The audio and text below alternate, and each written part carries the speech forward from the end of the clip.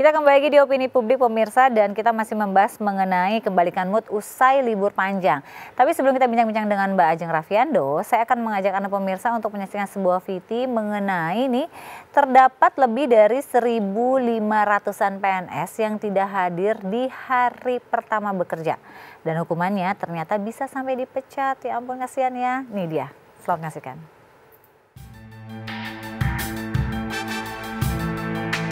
Awal pekan ini merupakan hari pertama kerja bagi seluruh instansi pemerintahan usai libur lebaran.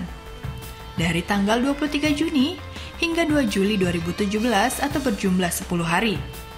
Untuk mengantisipasi banyaknya pegawai negeri sipil atau PNS yang bolos, Menteri Dalam Negeri atau Mendagri Cahyokumolo telah menyiapkan sanksi. Menurut Cahyo, Kemendagri akan menindak dengan surat peringatan kepada PNS yang diketahui membolos pada hari pertama masuk kerja. Sanksi tegas akan dikeluarkan oleh Menpan, sementara Kementerian Dalam Negeri hanya mengirimkan surat peringatan kepada PNS yang membolos. Seperti diketahui sebelumnya, Mendagri telah meminta kepada seluruh staf yang ada di wilayah Kemendagri dan Badan Nasional Pengelola Perbatasan atau BNPP untuk kembali bekerja pada tanggal 3 Juli 2017 setelah libur Lebaran. Jika tidak, sanksi tegas berupa administrasi akan menanti. PNS yang melanggar akan terkena hukuman disiplin sesuai Peraturan Perundangan Nomor 53 Tahun 2010. PNS yang tidak masuk kerja 1-15 hari akan dikenakan sanksi hukuman disiplin ringan. Bagi PNS yang tidak masuk selama 16-30 hari akan dikenakan sanksi sedang. Kemudian bagi PNS yang tidak masuk 31-40 hari atau lebih akan kena sanksi berat seperti pemberhentian tidak hormat.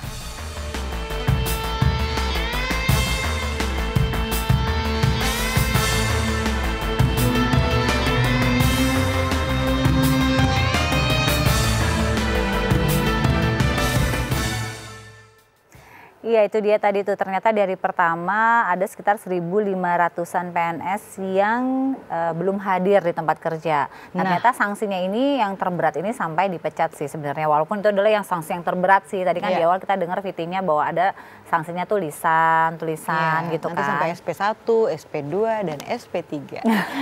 Jangan SP12 ya, oh bukan itu ST ya.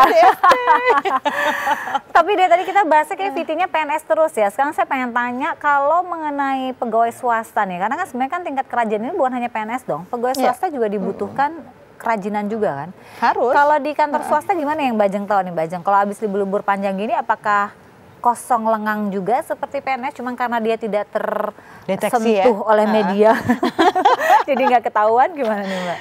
Mungkin kalau misalnya memang PNS lebih jadi sorotan gitu, karena melayani masyarakat tadi. Sekali. Tapi kalau misalnya di swasta saya rasa sebetulnya mereka kan punya jatah cuti, Intan. Jadi sama sih sebetulnya, sama dalam hal kewajibannya seperti apa sih gitu. Dan euforia liburannya juga sama gitu, bukannya berbeda.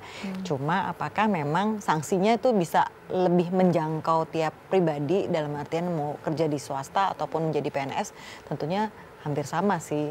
Cuma yang saya tahu adalah kalau misalnya di swasta mungkin bisa lebih fleksibel, dalam artian misalnya untuk masuk harus punya sama ya, jam masuknya ada, tapi suasananya lebih misalnya kayak kita bicara tadi dress code aja, mungkin bisa dibuat lebih menyenangkan. Kemudian kalau misalnya kita bicara PNS kan harus pakai seragam, kayaknya wah ini lagi rutinitasnya tuh sangat terasa. Kalau misalnya di swasta mungkin ada banyak hal yang bisa dibuat lebih menyenangkan untuk masuk di hari pertama, di hari kerja, sehingga bisa jadi akan berbeda suasana dan moodnya untuk kembali bekerja. Dan kalau tadi boleh tambahin tipsnya adalah mengenai kalau misalnya kita sudah punya pemikiran mau melakukan apa sih ketika bekerja, nah itu bisa membuat jadi lebih semangat. Kalau nggak punya, nah itu dia, jadi makin pusing. Kenapa harus kerja? Kenapa sih gitu ya? Kenapa sih ngeluh aja terus ya? Lagi, ya kan? gitu ya. Jadi sebenarnya kita harus tahu juga ya motivasi kita bekerja itu apa, dan kalau mulai males ingat lagi tuh sama motivasi itu apa. Kenapa sih kita senang bekerja?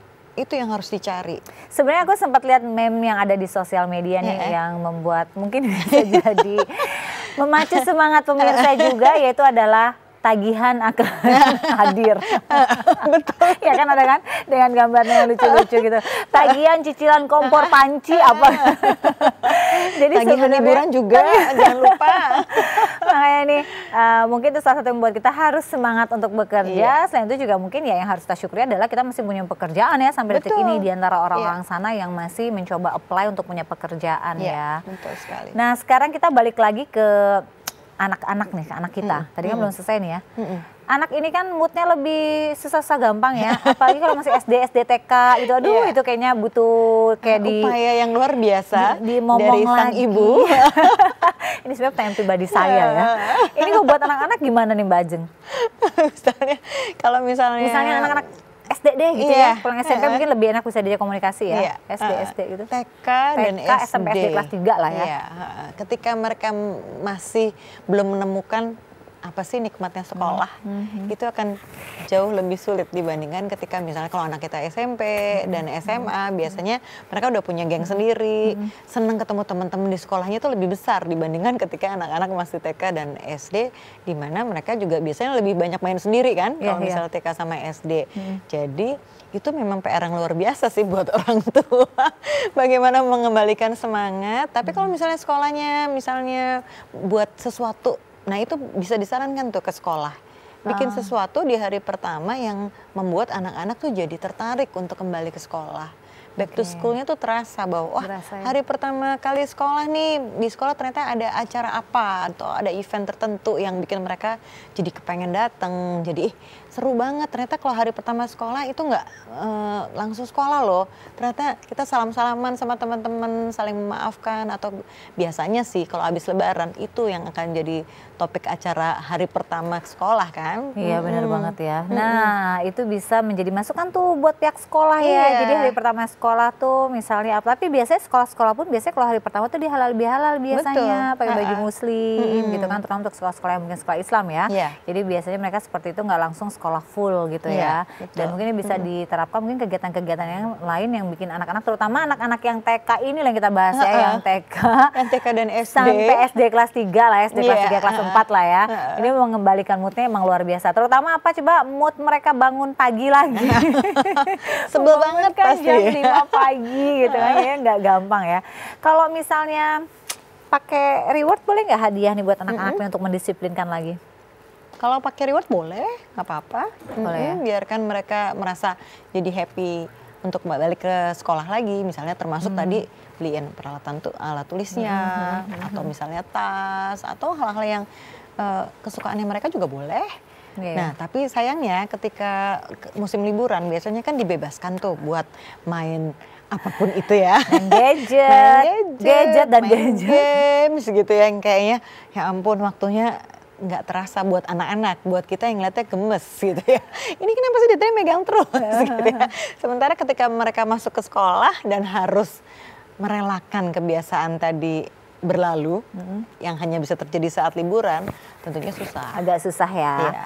Oke deh kalau gitu ya, mumpung masih ada waktu beberapa hari ke depan menuju Senin, mulailah disiplinkan kembali ya. Jadi jangan tiba-tiba hari Senin langsung tet disiplinnya, tapi dari sekarang. Iya, betul. Oke, jangan kemana-mana karena kami masih akan kembali selain satu ini tetap di Opini Publik.